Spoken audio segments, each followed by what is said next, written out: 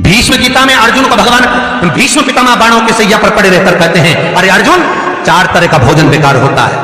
पहला, जिस भोजन की थाली को ठोकर लग गई वो नाली में पड़े हुए कीचड़ के बराबर होता है।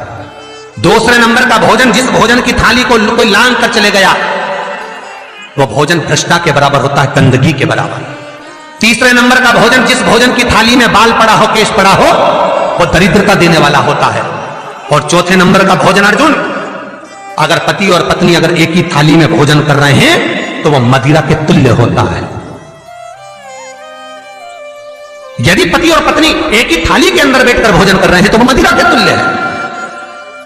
भीष्म गीता कहती है, अर्जुन, पति के जीवने के बाद अगर पत्नी उसी थाली में भोजन करती है तो चारों धाम के प्रसाद से बड़ा महाप्रसाद बन जाता है। और यदि पति और पत्नी का नियम है कि हम दोनों तो साथ ही भोजन करते हैं तो हाथ जोड़कर निवेदन है, साथ भोजन करो, मना नहीं है, 2 थाली अलग अलग लगाओ।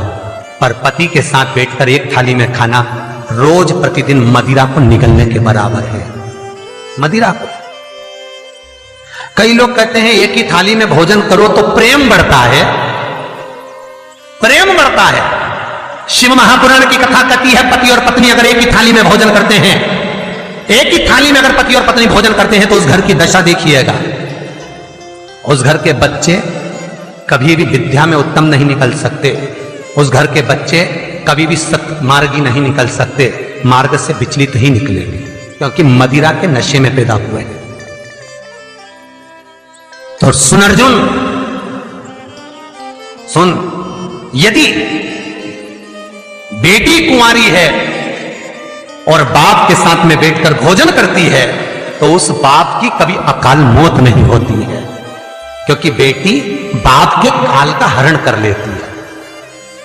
बेटी कुंवारी है, बेटी की शादी हो जाए जब पहले वो पिता के साथ भोजन ना करे क्योंकि गोत्र बदल गया, पर बेटी जब तक कुंवारी है बाप के साथ बैठकर भोजन करेगी तो बाप के काल को हरण कर लेती है। ये उसी तरह जैसे एक गाय ब्याह गई हो और एक गाय कुंवारी हो। महाराज, ब्याही हुई गाय का गोबर से लीपने से ज्यादा फलदायी होता है कुंवारी गाय का गोबर से लीपना, वो ज्यादा फलदायी। बछिया के गोबर से लीपना, कुंवारी गाय के गोबर से जो ब्याही ना हो। कितना कितना शास्त्र प्रमाण देता है महाराज। कई लोग दुखी भी हो रहे होंगे आज हमारी कथा सुनकर कि भगवान गुरुजी आपने कह दिया कि एक थाली में भोजन मत करो और हम तो इतने साल से करते हुए आ रहे हैं और अलग अलग करेंगे और ऐसा और वैसा। कई लोग तो चैनल ही बंद। शिव महापुराण की कथा कहती है, यदि आप भगवान विष्णु के मंदिर गए हो, सत्यनारायण भगवान के मंदिर गए हो, राम मंदिर गए हो, कृष्ण मंदिर गए हो, दत्त मंदिर गए हो, किसी भी देवता के मंदिर में जाते हो, वहां का प्रसाद आप 15 दिन 20 दिन तक रख सकते हो, पर शंकर का प्रसाद रात भर नहीं रखा था। क्यों?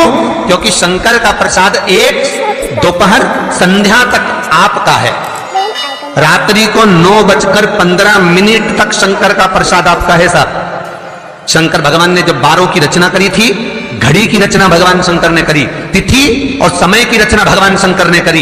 एक एक घड़ी, एक एक पल, एक एक तिथि, एक एक नक्षत्र, समय, पल, सबकी रचना शंकर करेंगे। सबकी रचना से इसीलिए तो शास्त्र कहता है ना, लिंग पुराण वर्णन करती है, नर्मदा पुराण कहती है, शिव महापुराण की कथा कहती है, जब व्यक्ति को कोई भारी रोग हो जाता है, कोई कैंसर जैसी बीमारी हो गई, कोई किडनी ही खराब हो गई, कोई लीवर ही बेकार हो गया, कोई बड़ी बीमारी हो गई, तो आप किसी ब्राह्मण से पूछेंगे कि पंडित जी हमको शंकर भगवान का अभिषेक करवाना है, कौन सा टाइम करवाना चाहिए? तो उसका भी समय शिव महापुराण निश्चित करती है, उसका भी समय हमारी लिंग पुराण निश्चित करती है, उसका भी समय नर्मदा पुराण निश्चित करती है।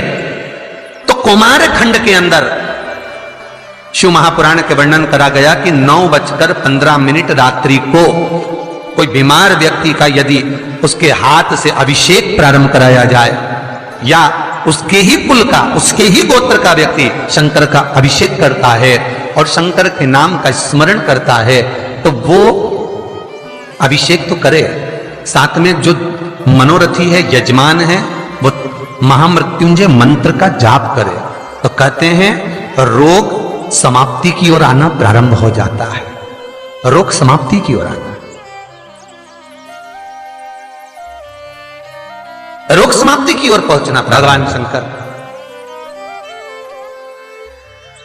कि पावन कथा कहती है, एक कलश के अंदर महाराज दूध ले लीजिए, उसमें काली तिल्ली डाल लीजिए, थोड़ा सा आंवला, सूखा आंवला बाजार में मिलता है, उसको डाल दीजिए।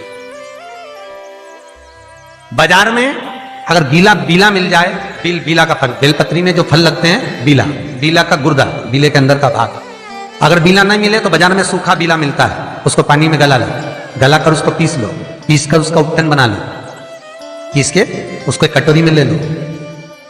उस उपटन को, जल के पात्र को, जो व्यक्ति घर में बीमार रहता हो या जिसको बुखार ज्यादा चढ़ रहा हो, उतर नहीं रहा हो, निमोनिया जैसी बीमारी हो, बड़ी से बड़ी बीमारी भी अगर आपको घेरी हुई है, तो आप अपने हृदय चित्त से स्पर्श कराकर, कोई पलंग पर पड़ा हो तो उसका हाथ का स्पर्श करा, जो स्वस्थ है उसके ऊपर से उतार कर भगवान शंकर को ले जाकर वो बीले का उपटन शिवलिंग पर लगा दे, और जो जल है वो शंकर जी को समर्पित करें। कौन सा मंत्र बोलना है? उस मंत्र का स्मरण आप सब प्रेम से करें। ओम, जितने टीवी के सामने बैठे सब बोलिए, ओम जूम, जा में ऊ की मात्रा, अम की बिंदी, जूम, सहा, सा दो हा की बिंदी, सहा, ओम जूम सहा, ओम जूम सहा। इस मंत्र का जाप करते हुए जो दूध चढ़ा देता है उपटन लगाकर, उसकी बीमारी, उसका रोग समाप्त हो जाता है। बहुत ध्यान देना। उसी चढ़ाए हुए जल को, दूध को, उस उपटन के भाग को थोड़ा सा ले आइए। जिस बच्चे को निमोनिया की बीमारी है, जिसका बुखार नहीं उतर रहा हो, उसके मस्तक पर लेपन कर दीजिए, हृदय चित्त पर लगा दीजिए महाराज। उसके बाद में उस बच्चे को वस्त्र से, गीले वस्त्र से पोंछ दीजिए, उस वस्त्र को झटकार दीजिए, बच्चे का बुखार 10 मिनट के अंदर उतर जाएगा।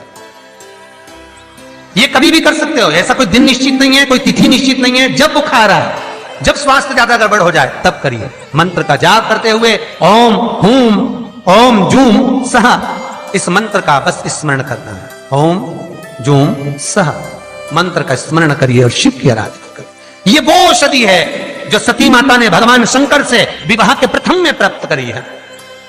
यदि कहीं से 5 मुखी रुद्राक्ष मिल जाए और 5 मुखी रुद्राक्ष को तांबे के कलश में जल भरकर उसमें डाल दो,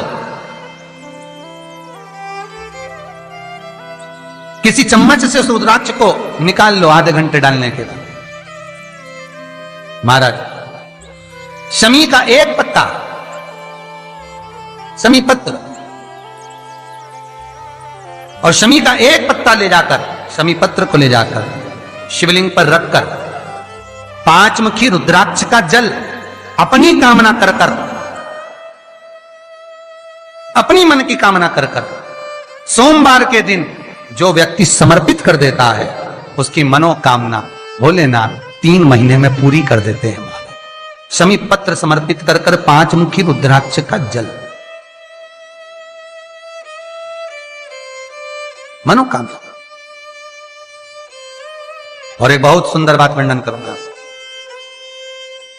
रुद्राक्ष को सिद्ध करने का तरीका है शंकर के शिवलिंग पर रखकर उसका अभिषेक करना और फिर उसको धारण करना। कई लोग पूछते हैं रुद्राक्ष पहनने का तरीका क्या है? शिव को समर्पित कर कर मंत्र का जाप, आपको मंत्र बताएं, उसका स्मरण कर कर फिर अभिषेक पूजन कर कर फिर धारण।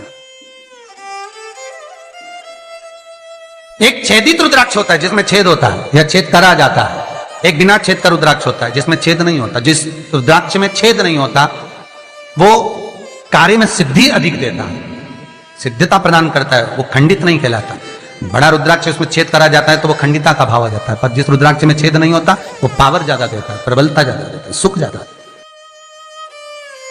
श्री शिवाय नमस्तुभ्यं, श्री शिवाय नमस्तुभ्यं, श्री शिवाय